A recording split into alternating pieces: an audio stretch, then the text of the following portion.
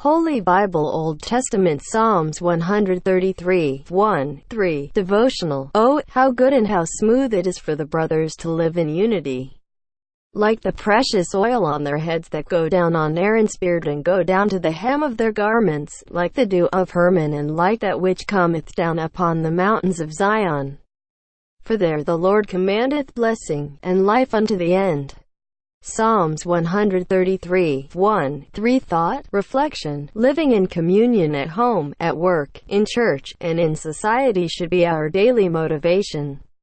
We need to relate well to the people around us, helping each other, always living in unity, because it is in the unity that the Holy Spirit of God spills its oil on us. And even more, it is in unity and communion that the Lord commands His blessing in life forever. Confession of faith. I acknowledge my sin and repent for having lived apart from you. I confess my sin and ask for your forgiveness. Wash me with the precious blood of Jesus Christ and deliver me from all condemnation. I acknowledge Jesus Christ as my only and sufficient Savior and Lord of my life, and I beg you at this moment, write my name in the book of life.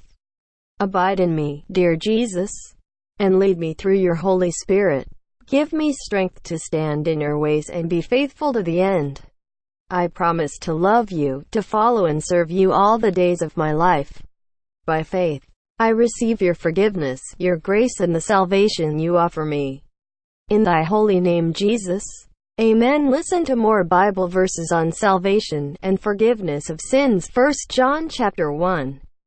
9 If we confess our sins, He is faithful and just to forgive us our sins and to cleanse us from all unrighteousness. 1 John chapter 1, 9 Holy Bible New Testament. Mark 16:15, 16 And He said unto them, Go ye into all the world, and preach the gospel to every creature.